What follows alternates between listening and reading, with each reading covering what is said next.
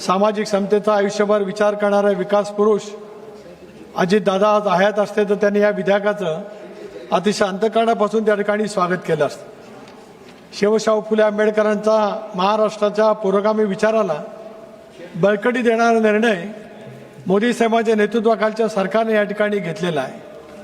मला या गोष्टीचा खचितच अभिमान वाटतो की महाराष्ट्रामध्ये ज्याला लाडकी बहीण योजना राबवली गेली त्याला विरोधकांनी विरोध त्या ठिकाणी केला, त्यामुळे महाराष्ट्रामध्ये विरोधकांचं पानिपत होत असताना महायुतीला प्रचंड प्रमाणाचं बहुमत त्या ठिकाणी मिळालं। आज हे विधेयक या ठिकाणी आणलेलं असताना महिला विधेयकाला विरोध करण्याचं धारिष्ट आज या ठिकाणी विरोधात दाखवू शकत नाही आणि म्हणूनच डिलिमिटेशन कमिटीच्या नावाने कमिशनच्या नावाने या विधेयकाला विरोध करण्याचं पाप दुर्दैवाने या ठिकाणी केलं जात आहे। गेल्या अनेक वेळेला हे विधेयक आणण्याचा प्रयत्न काँग्रेस सत्तेवरती असताना केला गेला, परंतु त्यांना ते विधेयक केवळ दाखवण्यापुरती आणायचं होतं, प्रत्यक्षात त्याची अंमलबजावणी करण्याची पाऊलवाट करायची नव्हतीच। पण मोदी साहेबांनी कणखरपणा त्या ठिकाणी दाखवला। अशा वेळेला या महिला विधेयकाला विरोध करण्याचं धारिष्ट राजकीयदृष्ट्या ते करू शकत नाहीत।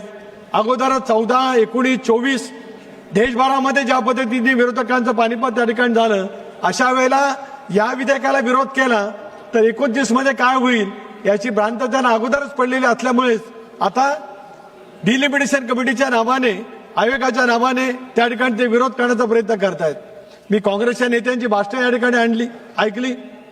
आतापर्यंत ज्या ज्या वेळेला या देशामध्ये नवीन मतदारसंघाची पुनर्रचना झाली ती काँग्रेसच्या कालखंडामध्ये झाली।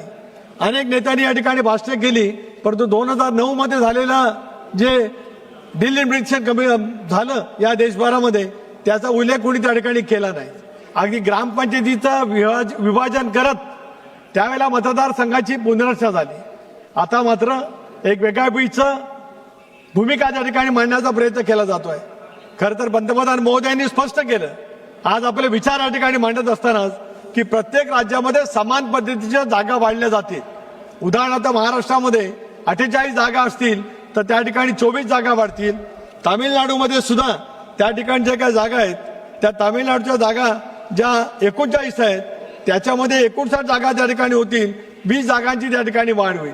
पण केवळ आपल्या राजकीय भवितव्याचा विचार करत या विधेयकाला विरोध करण्याचा प्रयत्न दुर्दैवाने त्या ठिकाणी केला जातोय। जात न्याय जनगणना करण्याच्या बाबतीमध्ये राष्ट्रवादी काँग्रेस पक्षाचं पूर्णपणाचं समर्थन आहेच, ते योग्य वेळेला योग्य पद्धतीने त्या ठिकाणी होईलच। पण 2029 ची निवडणूक या पद्धतीने झाल्याच्या नंतर मग आपल्याला काय होईल याचा विचार दुर्दैवाने त्या ठिकाणी केला जातोय। राष्ट्रवादी काँग्रेस पक्षाच्या वतीने या विधेयकाचं मी समर्थन करतो, अभिनंदन करतो पंतप्रधान महोदयांचं। केवळ माझ्या वतीने नव्हेच तर राष्ट्रवादी काँग्रेस पक्षाच्या वतीने करतो। महाराष्ट्राच्या पहिल्या उपमुख्यमंत्री राष्ट्रवादी काँग्रेस पक्षाचे राष्ट्रीय अध्यक्ष सुनेत्राबाई पवार यांच्या वतीने सुद्धा या विधेयकाला पूर्णपणाचं मी पाठबळ त्या ठिकाणी देऊ इच्छितोय। हे शेवटी गेल्या अनेक वर्षापासून लोकसभेच्या जागा वाढल्या नाहीत, विधानसभेच्या जागा वाढल्या नाहीत, 60 वर्ष या जागा वाढलेल्या नाहीत। अशा वेळेला 542च्या 850 झाल्या तर त्याच्यातून आपल्याला चिंता वाटण्याचं काय कारण आहे? लोकसंख्येमध्ये इतकी वाढ झालेली आहे।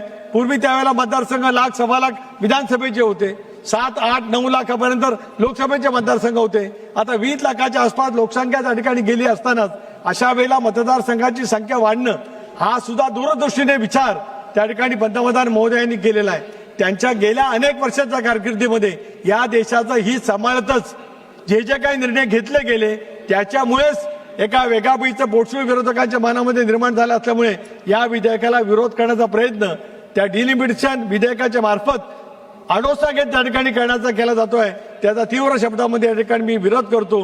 पुन्हा एकदा एक क्रांतिकारी विधेयक आज या ठिकाणी जे काही महिलांच्या दृष्टिकोनातून आणलं गेलेलं आहे, जगाच्या पाठीवरती देश सशक्त बनण्याचा प्रयत्न मोदी साहेबांच्या नेतृत्वाखाली त्या ठिकाणी केला जात असतानाच या विधेयकाच्या पाठीमागे ठामपणाने उभं राहणं हे आपलं सर्वांचं कर्तव्य आहे असं मी या ठिकाणी मानतो।